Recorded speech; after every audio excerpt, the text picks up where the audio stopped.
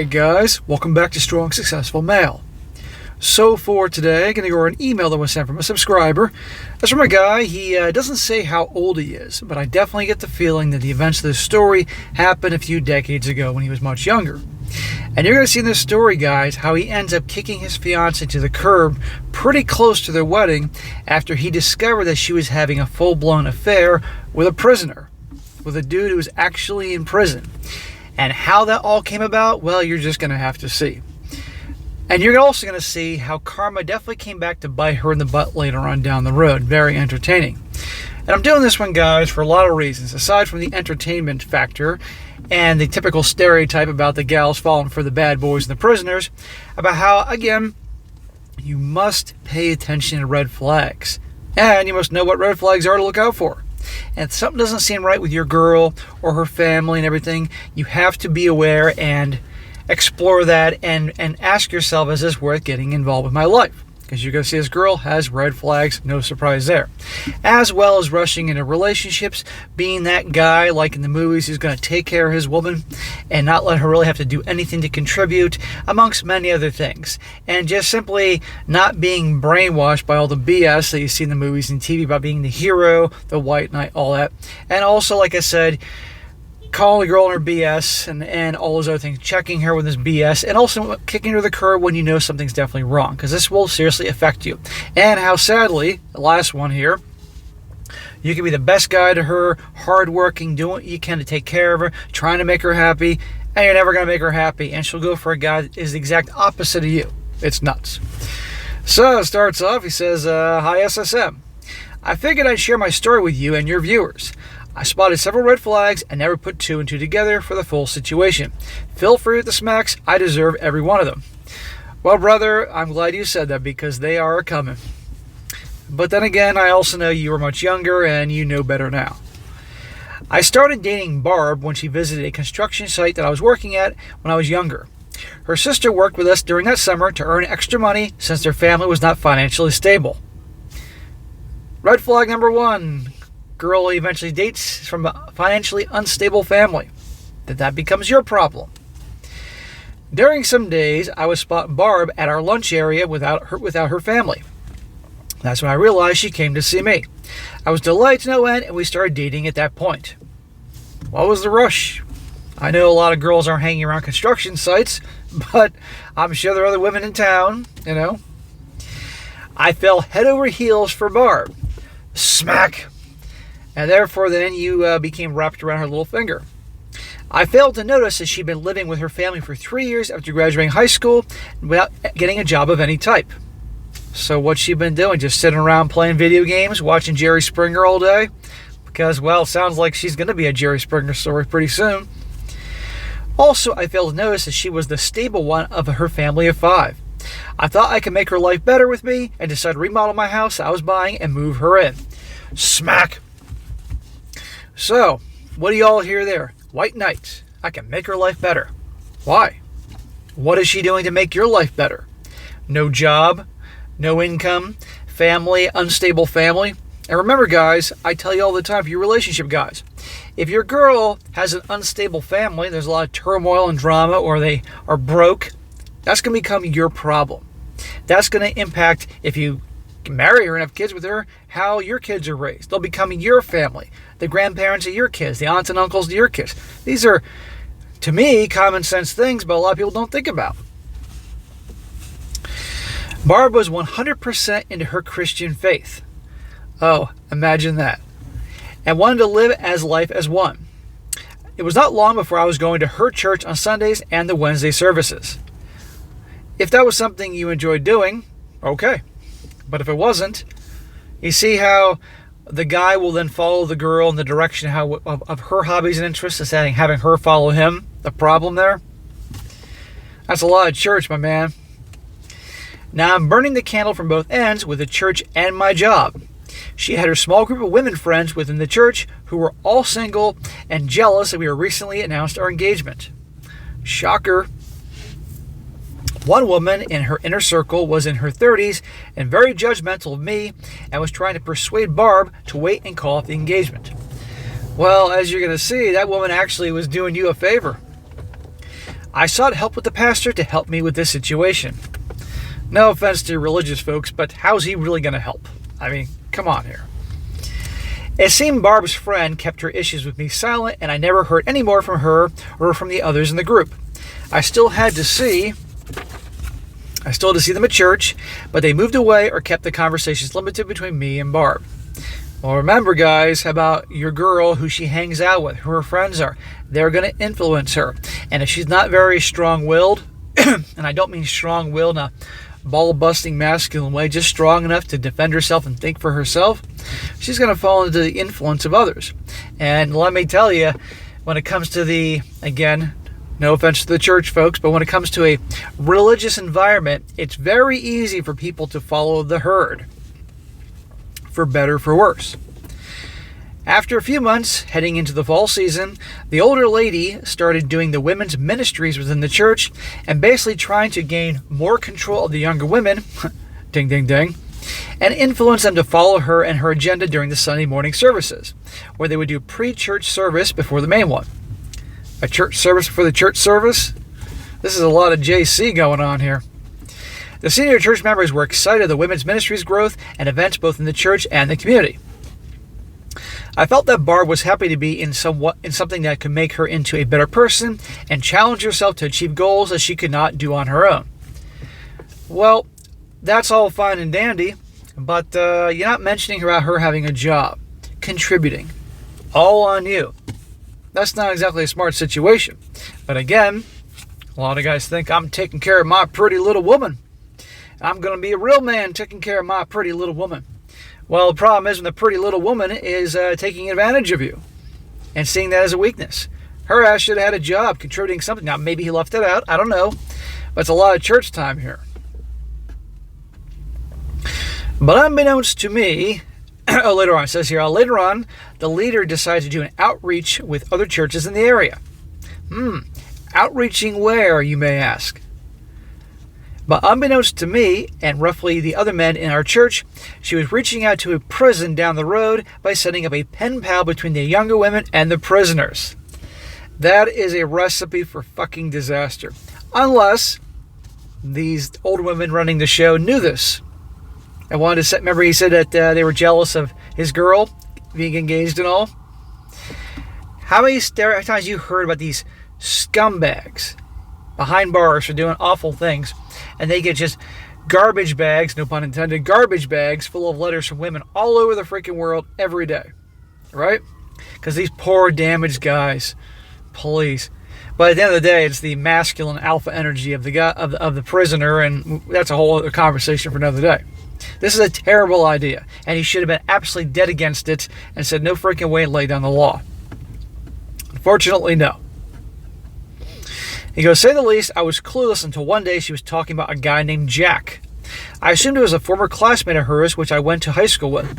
I noticed that she was no longer close to me or talking about our future marriage and what we had plans for.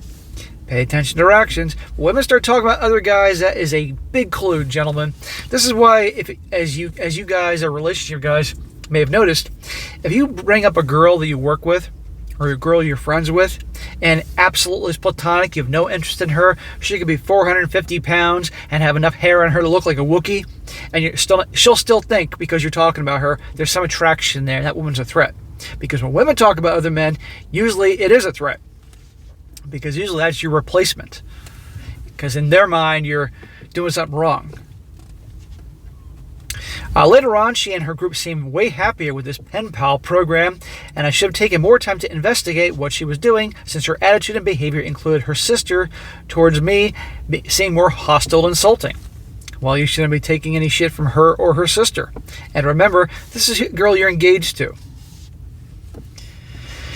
Barb truly was keeping me more at a distance while in church, to where others noticed before I caught wind of it. I got her my dental plan and thought she would be happy that I was taking on some of her health coverage before our marriage. So she's being more distant to you, not treating you right. Her sister's being an a-hole to you, and all this other shit's going on behind the scenes. And you figure about, hey, I'll give her health insurance. I'll put her on my dental plan. Then she'll love me more because of all these things I'm doing for her. It doesn't work that way. But that's how it works in the movies. In November, Barb's closest friend let it slip that they made a visit to the prison recently, which took me by surprise, since I was working on some project for some hardcore preppers that paid huge under the table with silver coins and bars. Okay. That paid more than 6 months of my current construction job. I took it as a one-off, but I realized that I solemnly spent a few Saturdays with her while saving up for our wedding and honeymoon to the Poconos. I finally sat down with her and asked, was everything okay with us? And she said we were good. Well, clearly not everything was okay. And I don't like one guy, is everything okay with us? What do you mean, is everything okay with us? Set the stage, be the leader. Clearly not everything's okay. But again, and I have to mention this, the little field trips to the local prison. Imagine that if all the women are getting down and dirty with the bad boys behind the bars. She was happy that we were nearing our planned date of marriage and starting our family. After that, I no longer heard her speak of Jack, which I never pushed for more details on. As time went on, she was getting into a routine of going somewhere every other Saturday and passed it off that they were with her women's group from the church. A smart man would have investigated that. I wanted to buy a new car that we'd been looking at together, so I was working on that while she spent time with the women's ministries. A month later, I arrived at church and could see the women group depressed and saddened, and Barb was not talkative or paying any attention to me. Prior to the main service, the older women running the group made an announcement that a fight broke out at the prison and several of the prisoners in their pen pal program were injured. Barb was visibly shaken and started talking about this guy Jack again. Now I know this Jack was the prisoner, not Jack the former classmate. Barb would not even talk with me or even look my way, so I just peeled out of the service and went home. The writing is on the wall. It is obvious. Something's going on here. I buried myself into my job and started canceling our marriage plans without her knowledge. Hallelujah. The Lord is shining down upon you, bro, for finally using your brain here. I called our pastor and told him that I decided to cancel the wedding and other things with the church, that I wanted to take a break from everything. Eventually, the pastor informed that stupid woman running the women's group, and she went directly to my fiancé about my actions. Of course she did. She was probably happy, actually, because she didn't like you. Barb started calling my house, and I refused to pick up the phone. After countless calls, I ended up disconnecting the phone line. After a few days and ditching the Wednesday service, Barb decided to drive over to my house at night and wanted to talk to us about our marriage. What's there to talk about? She has the cake and eat it too situation. She has this guy that's willing to work all the time and take care of everything, take care of his little woman, and she doesn't have to do anything. And meanwhile, she's hooking up with a bad guy behind bars. Obviously, this is a very minimal security prison. I asked her about Jack, which she explained that he was in prison and that she fell in love with him after writing several letters and admitted making far more visits to the prison to be with him. It did not think of me as her future husband. Oh, because jailbird Jack is going to be a great husband and provider? Okay, let's see how that works out, dumbass. So I said that I hope that she has a wonderful life with Jack and that she did not need to come to my place. Barb had a saddened look and no hint of remorse or tears in her eyes when I broke up with her. She just became silent and went home. Dude, imagine if you married her and then found that out later on down the road. A lot of guys would have been in a worse situation. And I just want to know how many other girls were there talking to other dudes behind bars and all that. No way it's cool to have a pen pal program for any women that are married or a man's daughter or what girlfriends, fiancés, to be talking to other men. That's cheating, in my opinion. I don't care what the whole redemption thing that the church, the women's ministries thing was going for. I call bullshit on that. It's just cheating with some other guy, writing letters to him. I don't care what good intention there was for the whole thing. And then obviously then meeting up with him and hooking up with him. This is the thanks he gets for all the kindness he showed her. See what happens, guys? But there were a lot of red flags. That goes on. I felt depressed and hurt knowing that Barb wanted to be with a convict sitting in a prison cell while I busted my butt and knuckles saving up for our future home and family. I broke out of the rut after a few weeks by altering my routes and avoiding Barb, her family, and friends. Not easy when you live in a small town with one traffic signal. Dude, where the hell did you grow up?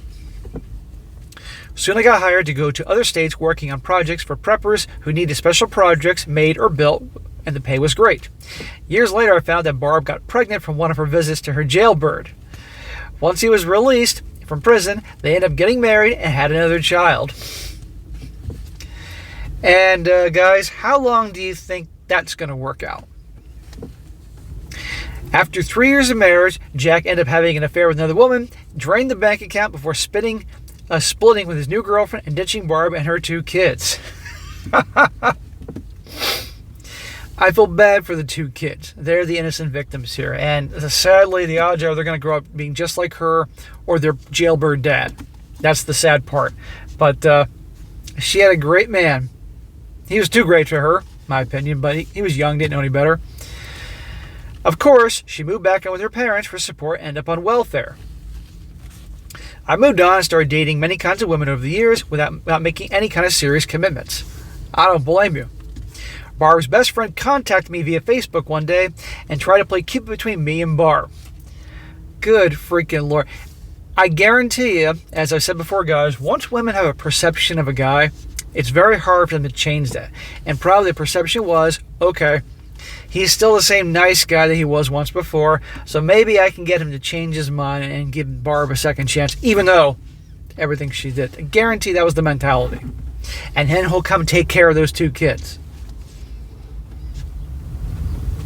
I told her, no thanks. I could never be in a relationship with a single MOM to enjoy my free single life as it is. The best you can do is move on, make your life better, and don't look back. May your future not let your past dictate it for you. Exactly. Best regards to you, SSM, and your channel. So guys, there you go. Quick story. And talk about a stereotype of woman falling for a freaking convict, jailbird Jack. And look what happened. She got exactly what she deserved. And the sad thing is, I don't know how old she was when that all went down. I'm going to probably guess by the time she had kids with that guy and married that guy and he left, she's probably upper 20s, maybe early 30s at that point. And if she remotely kept any of her good looks, she'll find some sucker to come in and take care of her and the kids, and she probably would end up getting back with that guy. Or some other guy just like, that's usually how it works. So this is like something out of like one of those daytime TV shows, Povich or Jerry Springer or whatever. Can't make this shit up. So anyway, guys, like I said, red flags, pay attention to them with the girl, her family, the finances, all that. You have to pay attention to what she's doing, who her friends are, who she hangs out with. They're going to influence her. She shouldn't be talking to other guys at all. The list goes on and on. And don't do this white knight hero, I'm going to save her, fix her, that type of thing. All you're going to do is end up very likely in a whole lot of pain. But fortunately, this guy, he dodged a big one. He could have married her. And he moved on. And he hasn't had any real relationships ever since. He's on his own, doing what he wants, and it sounds like he's pretty happy, so good for him. And just imagine this guy's on a larger scale, and it's becoming more and more like that every day. All right, guys, that's it for today. Be sure to comment down below. Let me just think about this. Give this guy a shout out for dodging a seriously big one here. And be sure to like the video, share with your friends, and subscribe. I'll catch you next time.